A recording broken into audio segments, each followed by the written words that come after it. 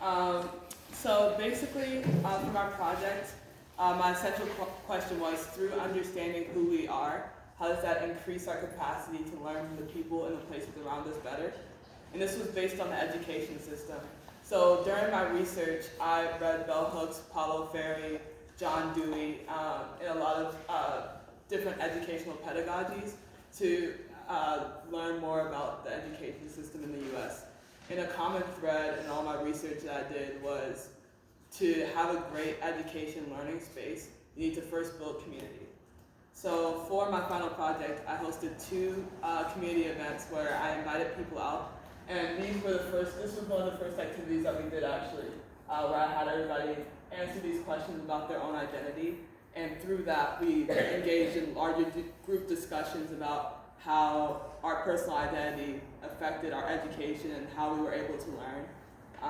And a big part was, how does the education system perpetuate larger cultures of racism, homophobia, sexism, and so on. So I have bread that I made for people to eat for final show, and pillows to sit on, and sticky notes for you guys to just engage. And this is the piece's goal was for it to be like something where the audience can engage with. So eat bread, answer the questions, sit down if you'd like.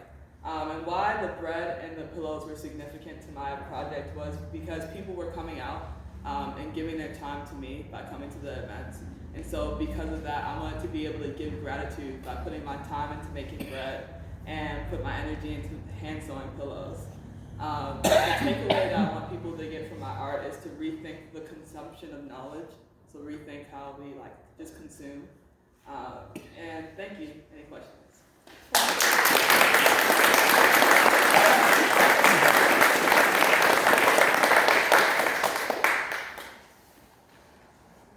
Can you talk a little bit about the bread?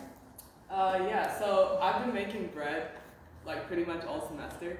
I have 8 loaves for final show that I just finished baking yesterday. But and there's a video too if you want to get a deeper look into how the events went. But the bread, I didn't expect how hard it would be to make bread. Over Thanksgiving break, I took care of the starter, which you have to feed every day and dump out, and yeah, that was difficult. And it was like having a pet, and then I didn't expect, there was one point where I was making bread, and I looked around, there's 5 other people helping me make bread, and we were baking together and laughing, and some of the best conversations I have actually had here at Oxbow have been through making bread with people, and to engage in that process, the long all day process, 3 days, you're just consistently making this bread. And I think that the bread for final show that I made was one of the best bread batches I've ever made. So. Can you describe how you came to both the bread and the pillows? So you were looking at all this educational material, but then when did those ideas emerge for you, or how did that come about? Yeah, so throughout my time here at Oxbow, I've made art that's been 100% compostable and zero waste because of my environmental morals and values. So all these will get composted and or recycled. All the pillows will get donated or given away, and the bread will be eaten.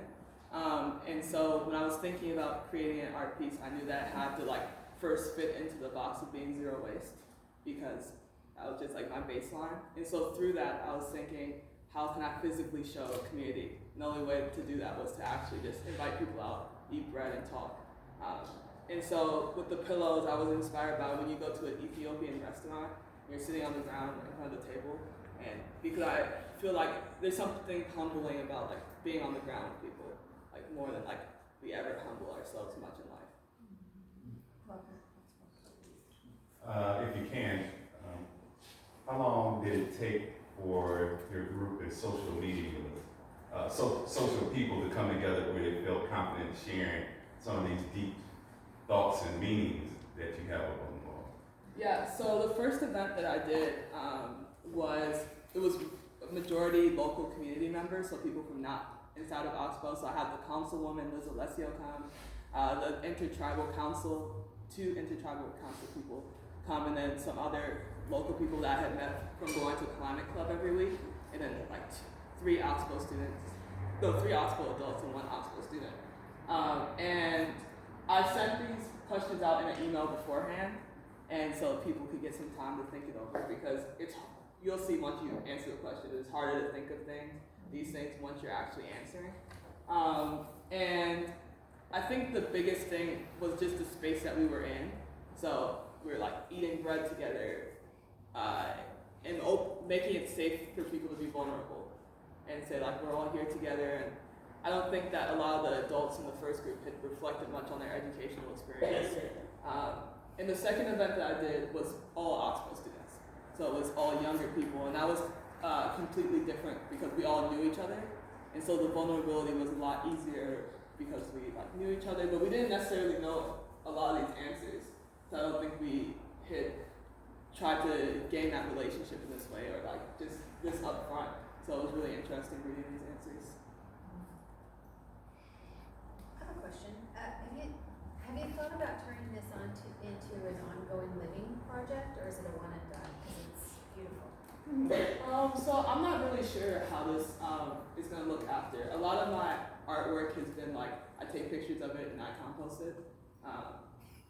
So I'm not really sure how this will play out. I think for me, a huge part of this was to get people to think enough so that it's not necessarily art, but it becomes a lifestyle. So a way that we live. So like we're living in community, we're like communicating with each other. Like this project would be impossible.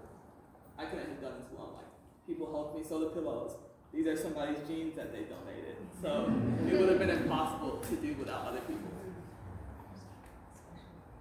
Does this experience solidify or change your values in education, like what you're looking for or what you would like to present to the world as education? Yeah, so it's definitely changed the way that I thought about education, because you don't have to necessarily go to a classroom and have one person teaching you. And I think what this project did mostly for me is give me the language through reading these books to discuss education in like a more traditional, eloquent way. And that I didn't have the words for it before, but just like, why is this classroom space uncomfortable? It's like all I could say before, but now I have the actual language to communicate that to other people.